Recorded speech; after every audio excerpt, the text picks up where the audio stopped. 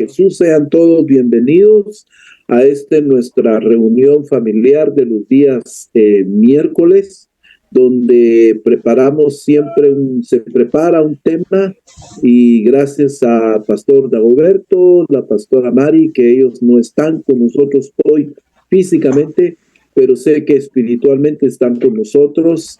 Y vamos a iniciar esta tarde, mis amados, en nuestro habitual estudio.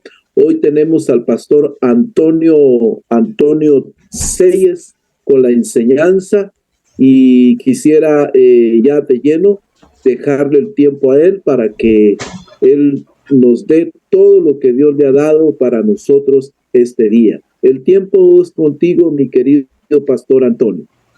Muy bien, pues como he dicho antes, voy a compartir algo de lo que el Señor me mostró hace unos años estudiando la palabra. Yo soy una persona que me gusta mucho la palabra, me encanta la palabra de Dios. Pues que claro, la palabra de Dios no me va a encantar.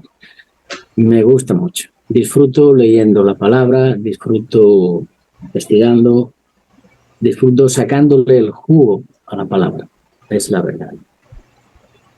Mira, yo, como somos poca gente, voy a contaros un poquitín sobre mi testimonio, mi vida. Yo estoy sirviendo al Señor desde hace más de 40 años. Y fue por casualidad. Yo nunca busqué al Señor. No creía en Dios. Absolutamente. Pero me casé con una mujer que sí amaba al Señor. Y creía a Dios. Él le dijo a mi esposa que yo iba a servirle. Y pues mira, aunque yo me negara, aunque yo corría, aunque yo huía, pues aquí estoy. Entonces vivimos en una localidad, estamos en el sureste de España, en la Comunidad Valenciana, provincia de Alicante, en un pueblo de costa, se llama Villa Joyosa, pueblo que está bañado por el mar Mediterráneo. Y aquí hace un tiempo, pues el Señor nos llamó. Soy de aquí, nací aquí, y el Señor nos llamó a abrir obra a mi esposa y a mí, y aquí estamos. Estoy al frente de una congregación. Somos españoles casi todos, que es lo que cuesta mucho ganar a un español. El 99% son españoles, y estamos sirviendo al Señor en la medida de nuestras posibilidades y nuestra capacidad. Bien, pues un día, estudiando la palabra, en el libro de Samuel, el Señor me hizo fijarme en algo que no me había fijado hasta entonces. Sabemos todo lo que sucedió con el arca de Dios. El rey Saúl se volvió el arca, estaba en guerra con los filisteos, tenían problemas, perdió la batalla, los filisteos se apoderaron del arca, se la llevaron, la tenían en el templo de su dios Dagón. Allí fue un estropicio, cada día que se levantaban veían el problema con el arca. Después empezaron a pasar problemas, moría la gente, infecciones, muertes que no sabían, llagas por doquier en el mundo filisteo, la gente de los filisteos. Y algo me llamó la atención. Como los filisteos ya no sabían qué hacer, ni a qué ciudad llevar el arca, porque donde llegaba el arca, pues se armaban ahí unos problemas tremendos de enfermedad, de muertes y infecciones. Sabían que se trataba del arca. Era la presencia de Dios la que causaba los problemas con esta gente. Entonces consultaron, como todos sabemos, consultaron con unos adivinos, con unos magos, filisteos, y dijeron de qué manera debían de devolver el arca, porque no querían tener el arca con ellos. Les dijeron estas personas que con un carro nuevo, tirado por 2 vacas, colocaran el arca de la alianza, el testimonio, y la devolvieran a Israel. no voy a decir, está en Primera de Samuel, todo esto está en el capítulo 5, 6 y 7 y así de Primera de Samuel. Entonces, es lo que hicieron. Sabemos que las vacas tenían terneros para dar más fuerza a que Dios estaba detrás de ese mover. Y las vacas oían a los terneros, pero tiraban para adelante. En fin, llevaron el arca a tierra de Israel. Allí también hubo una mortandad cuando llegó el arca, porque se les ocurrió ni más ni menos a los de Kiriat Jearim abrir el arca para ver lo que había dentro del arca. Dice la Biblia que murieron unas 50.000 hombres por este motivo. Entonces, lo que a mí me llamó la atención, o el Señor quiso que me fijara en esto, porque eso es lo que está pasando en las iglesias, en nuestras iglesias. Un carro nuevo, tirado por 2 vacas, utilizaron los filisteos para devolver el arca a Israel. Y un carro nuevo, tirado por 2 bueyes, fue lo que utilizaron los israelitas en su intento de trasladar a Jerusalén el arca. El mismo medio de transporte. El mismo transporte. Y ahí es cuando yo me detuve a meditar en esto. El mismo transporte, pero con diferentes fines. Los filisteos, para alejar de ellos la presencia de Dios. Y los israelitas, para atraer la presencia de Dios. Porque sobre el arca reposaba la Shemitah de Dios. El mismo medio. Durante el traslado a Jerusalén del arca, después de 20 años, que estuvo en una casa en que estaba en lo alto de una colina, allí no pasó nada. El arca estaba, yo no sé, en una habitación metida como si fuera un mueble más, me imagino, en esa casa, pero sin prestarle atención. Y era la presencia de Dios lo que había llegado a esa casa. Y hay veces que no le damos importancia a la presencia de Dios. Le damos importancia a otras cosas que a buscar la presencia de Dios. Y lo curioso es que cuando el rey David decidió que el arca debía estar en Jerusalén, allí fueron todos, el rey David el primero, todos los músicos, los cantores, los levitas, los sacerdotes, el pueblo entero, la gente noble, todos en procesión a ir a este lugar para llevarse el arca a Jerusalén. Sabemos lo que pasó. Colocan el arca sobre el carro y va viniendo, la vaca tropieza, el buey tropieza, uno de los hijos del Señor que tuvo el arca durante 20 años, quiso aguantar para que no cayera al suelo y murió.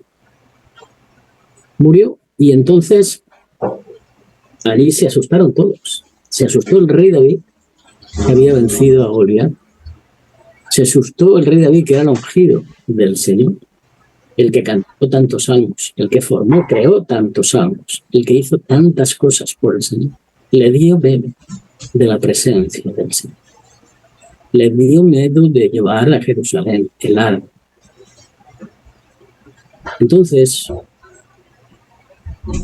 no importó. Fíjense ustedes lo que es, que esto es para no, en 5 minutos, no, en 20 minutos ni 30, es cuestión de hablar, comparar, consultar y concretar muchas cosas.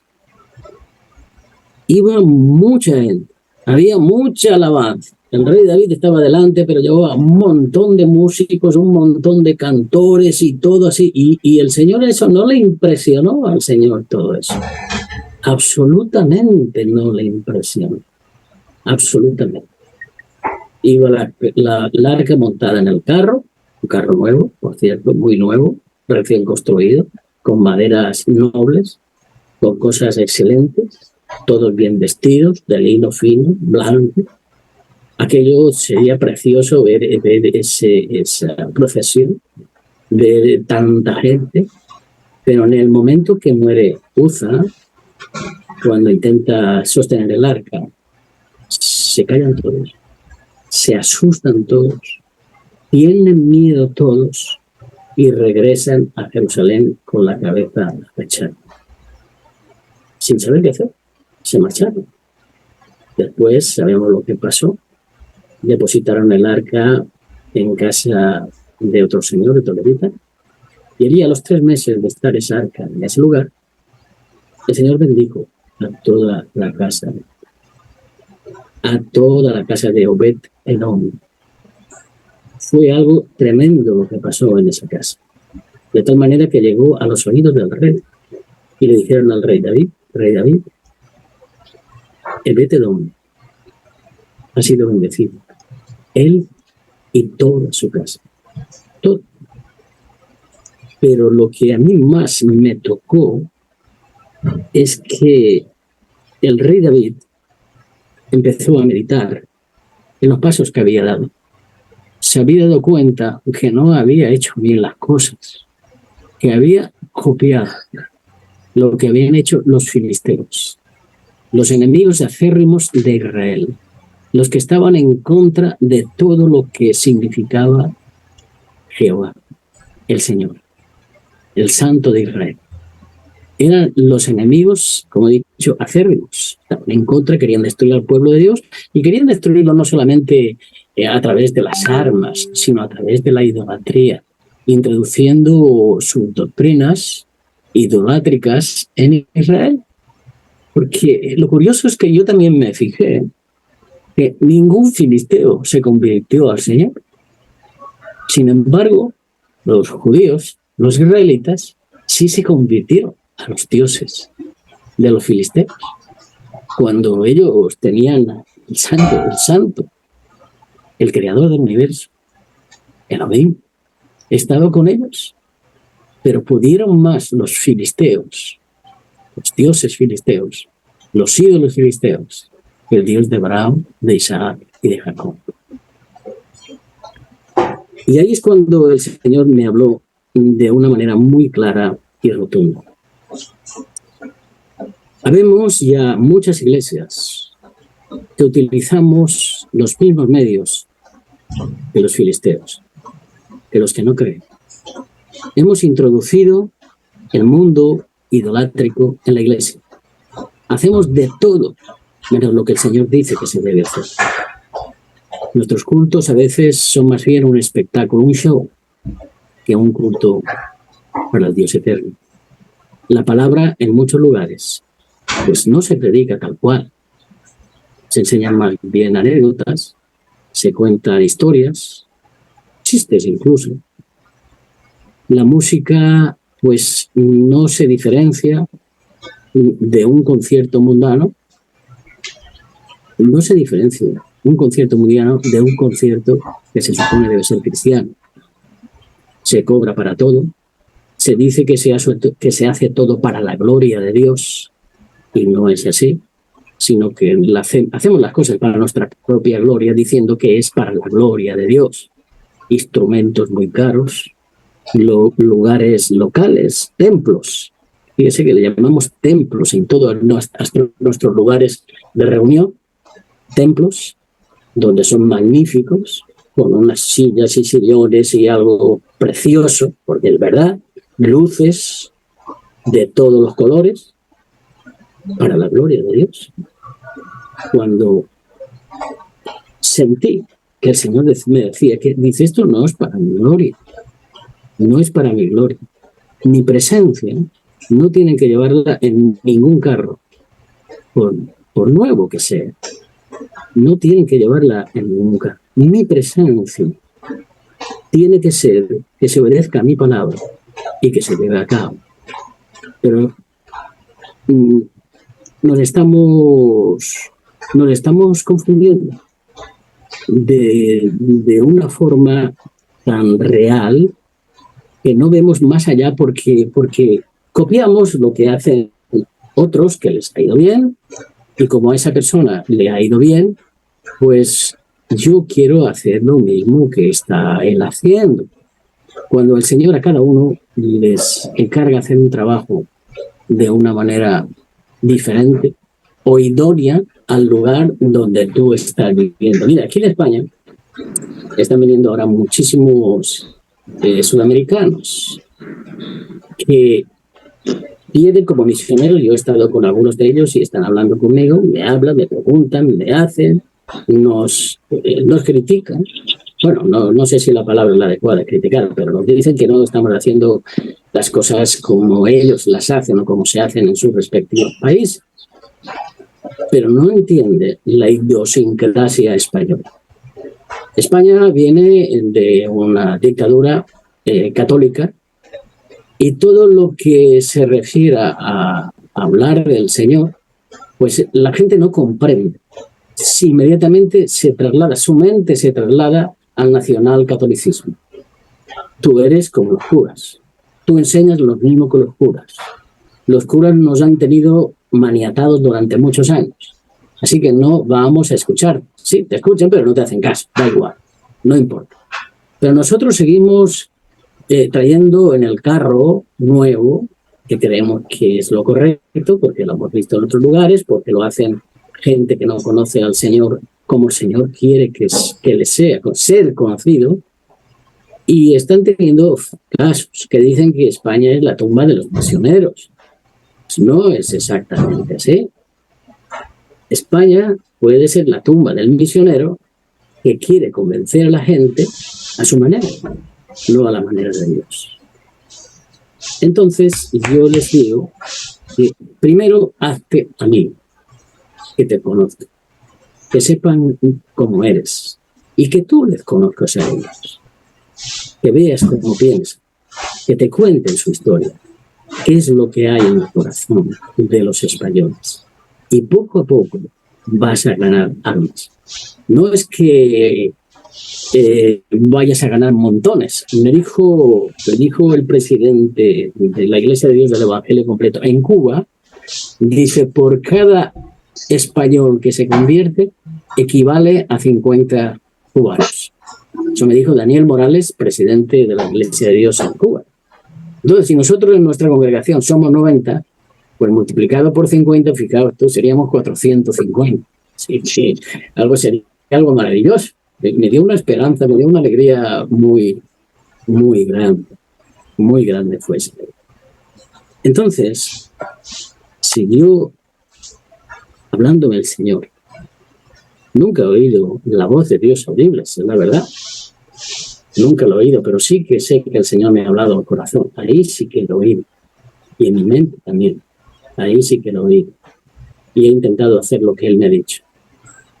Y en esto estamos. Entonces, muchos se han quedado en el camino al querer sostener a la fuerza el arca sobre su carro nuevo. Porque siempre hay alguien, o siempre habrá alguien, que construirá un carro nuevo para traer la presencia de Dios. Y la presencia de Dios, pues, según la palabra, su palabra, no se atrae de esa manera. No se atrae. La presencia de Dios, según Juan 14:21, dice, el que tiene mis mandamientos y los guarda, ese es el que me ama. Y el que me ama será amado por mi Padre, y yo le amaré y me manifestaré a él. Esa es una de las maneras de traer la presencia de Dios. Tener los mandamientos, guardar los mandamientos, porque esa es una demostración de amor a Dios. El que guarda sus mandamientos ama a Dios. Y dice el Señor Jesús, en su palabra, me manifestaré a Él. El Señor trae la gloria. Claro que trae su gloria. Pero tiene que ser a la manera de Dios. Cuando el rey David se dio cuenta de que había hecho las cosas, el traslado del arca a Jerusalén, a la manera filistea, tuvo que reconsiderar sus pensamientos, tuvo que reconsiderar su forma de pensar y tuvo que reconsiderar sus hechos. Muchos de nosotros no reconsideramos nuestros hechos ni nuestros pensamientos. Yo creo que es así y así lo hago. Entonces el rey David, al darse cuenta de su error, llamó a los levitas y le dijo, vosotros sois los destinados a traer el arca. Así que santificaos y vamos por allá. Porque el arca de Dios, según Primera de Crónicas 1:13, dice, no debe ser llevada sino por los levitas, porque a ellos ha elegido Jehová para que lleven el arca de Jehová y les sirvan perpetuamente. Y congregó David a todo Israel en Jerusalén para que pasasen el arca de Jehová a su lugar, el cual había preparado. Podemos preparar lugar para el Señor, pero debemos hacer que el Señor venga según Él lo ha establecido a su manera. Vinieron de nuevo todos los cantores, vinieron los levitas, vinieron los músicos levitas, los cantores, toda la procesión de nuevo, el rey David con un éfod de lino fino, blanco, ahí es donde saltó, brincó de la alegría que tenía al ver que estaba haciendo las cosas bien. Y la presencia del Señor estuvo en Jerusalén. El arca de Dios llegó a Jerusalén, porque el arca de Dios, la presencia del Señor, en el arca pues habían 3 cosas muy importantes en el interior del arca. Estaba maná, un frasco con maná, según la Biblia dice, las piedras donde había sido grabada la ley de Dios, Moisés, y la vara de Aarón. El maná significa la provisión de Dios. La palabra de Dios significa la ley, y la elección de Dios, la vara que reverdeció de Aarón. Y es algo muy importante. Desde entonces, cuando yo entendí estas cosas, a veces uno pues, tiene que tomar decisiones y te quedas solo. Porque lo importante, en mi opinión, es que la presencia de Dios sea real en nuestra vida.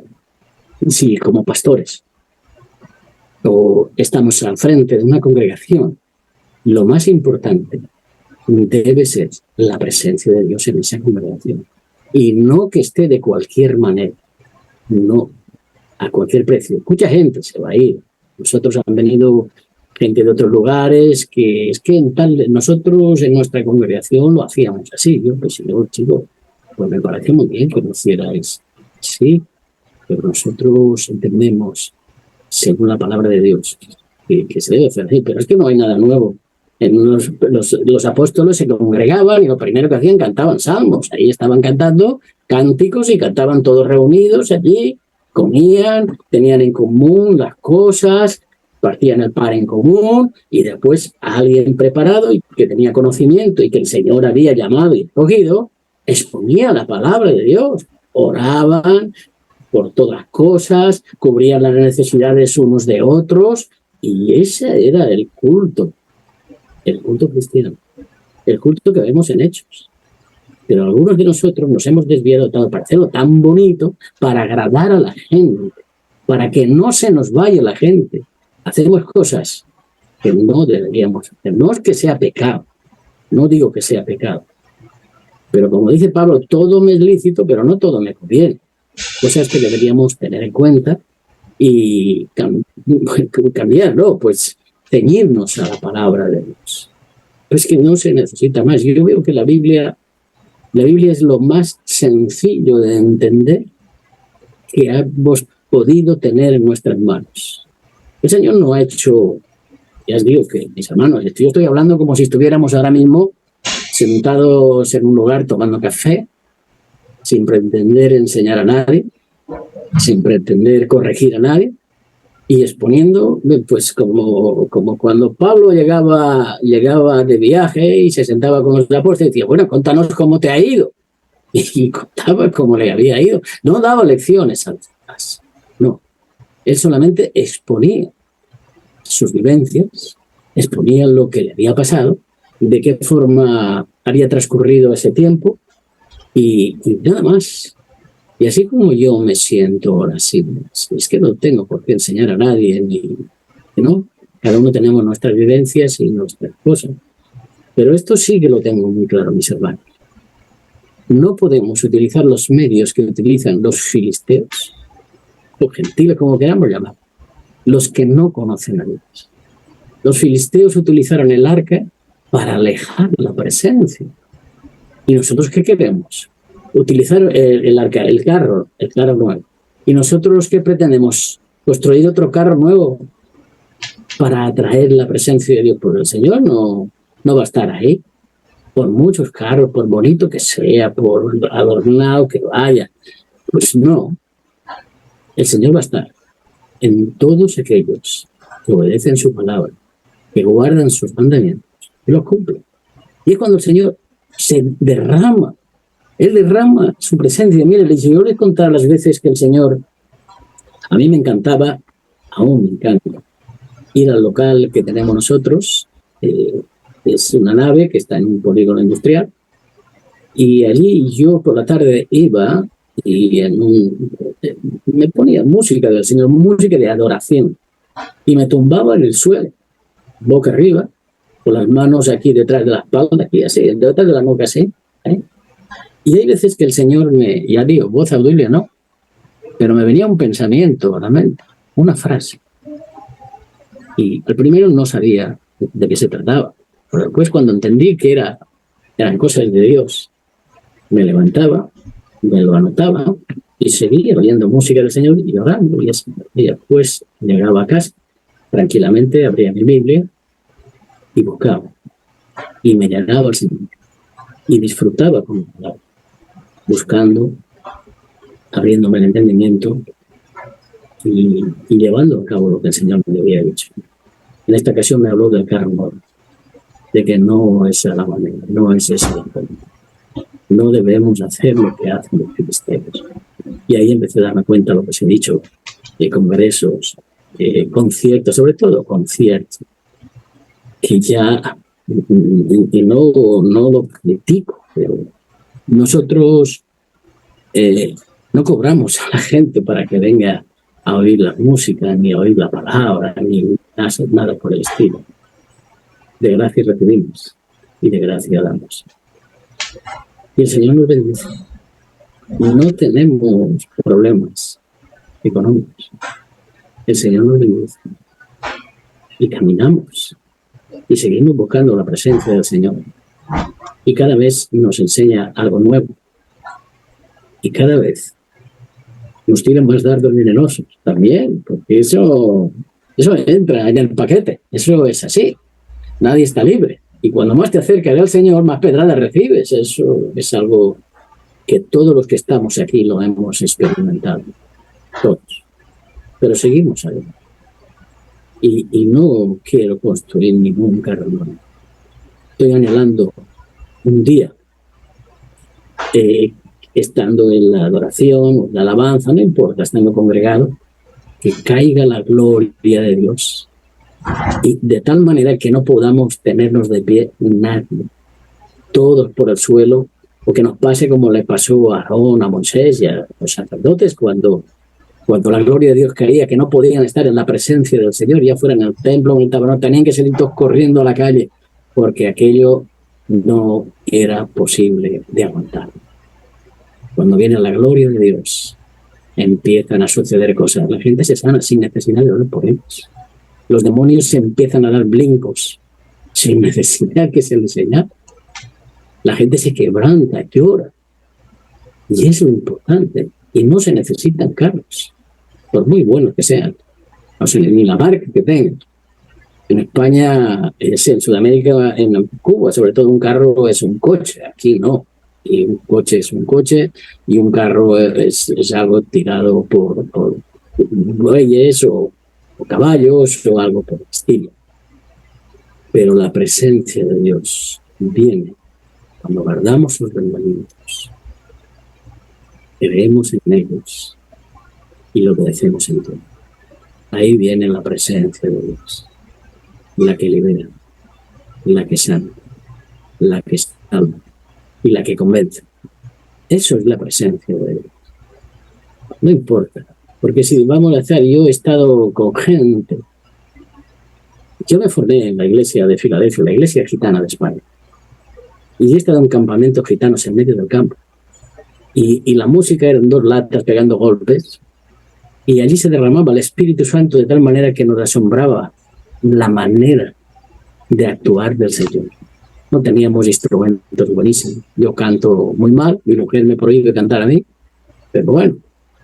Pero hemos visto caer la gloria de Dios sin necesidad de músicos de primera fila, ni instrumentos de primera fila también, solamente con un corazón dispuesto a recibir su gloria.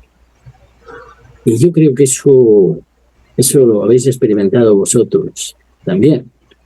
Así que no me quiero alargar más diciendo que hay gente que han utilizado el carro nuevo y han muerto en el camino, pero no se dan cuenta.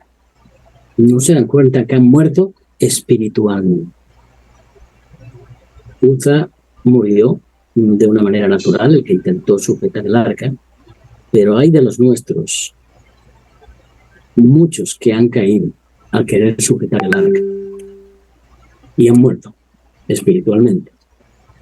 Aparentemente están vivos, porque ve cómo tienen los locales, las iglesias, los templos llenos, pero necesitan músicos buenísimos, cantantes buenísimos, que después te enteras que la mitad son homosexuales, otros divorciados 2 o 3 veces, el otro abandono de hogar, alcohólicos cuando no les ve nadie, enganchados en la droga, pero están ahí sobre los escenarios cantando y haciéndonos emocionar, levantar las manos, hacernos llorar.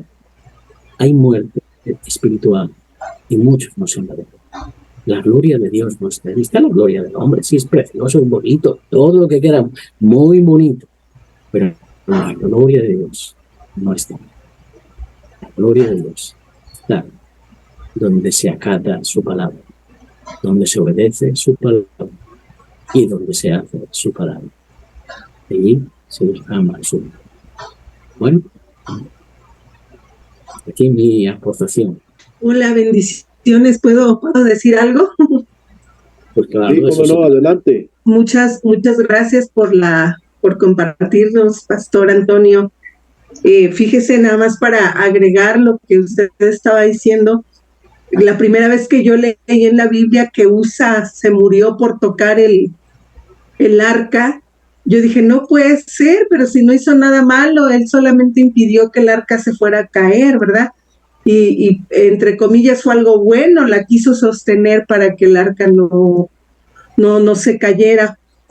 Yo me quedé muy inquieta con eso, yo le decía al Padre, revélame, porque no me queda claro, yo me siento como David, muy preocupada, porque dice que se murió al instante, cuando él trató de detener, porque después entendí, estudiando varias cosas. En primer lugar, que el arca no tenía que ser trasladada de la manera que estaba siendo trasladada, tenía que ser llevada en los hombros, las vigas en los hombros por los levitas, ese que les quedaban las marcas por ir cargando el peso.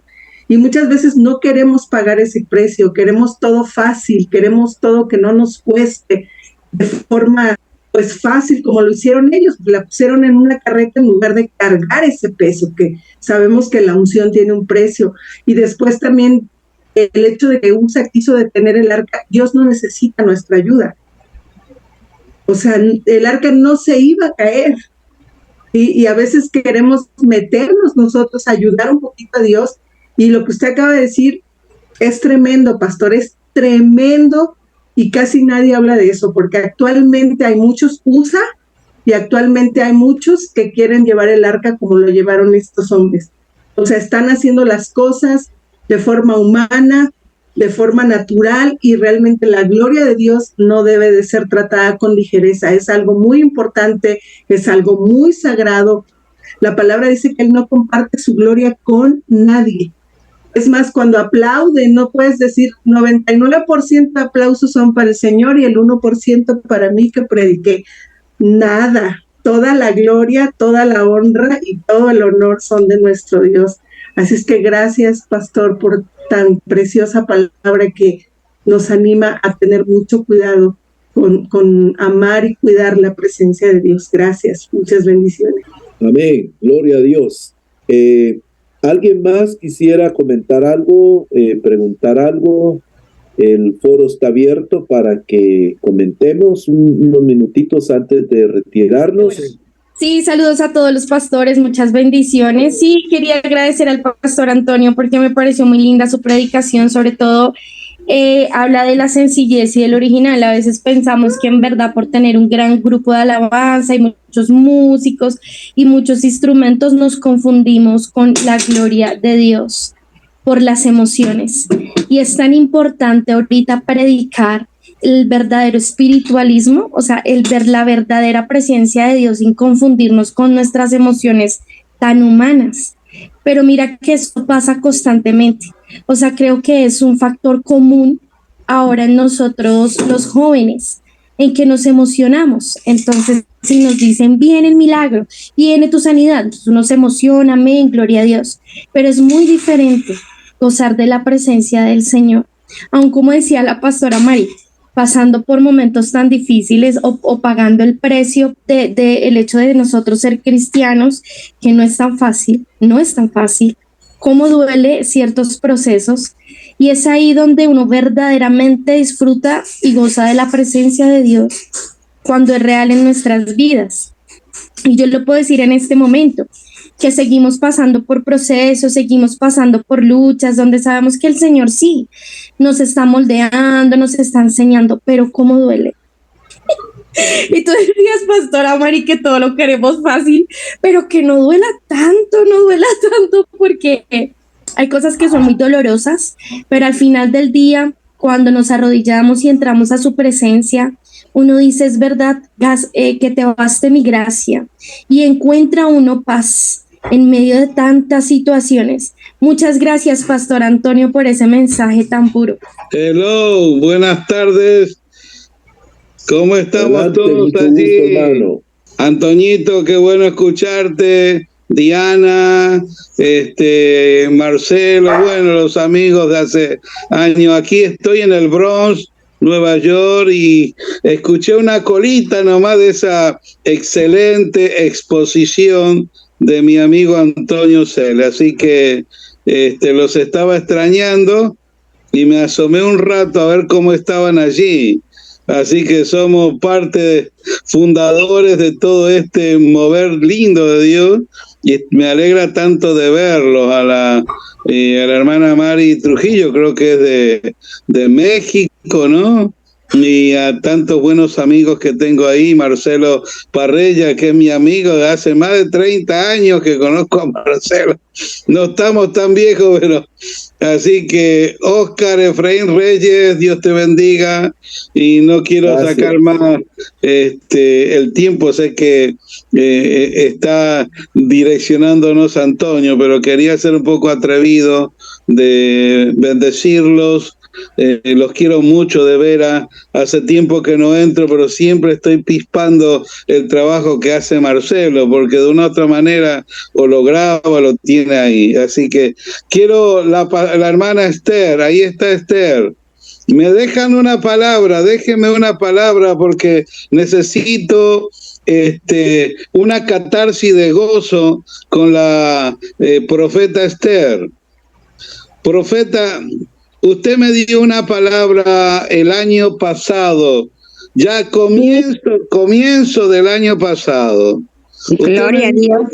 Usted me dijo esta palabra, y yo quiero decirle a todos los que estamos aquí, yo soy un hombre que trato de que las palabras que Dios me da, soy muy sigiloso, muy cuidadoso, se lo digo bien.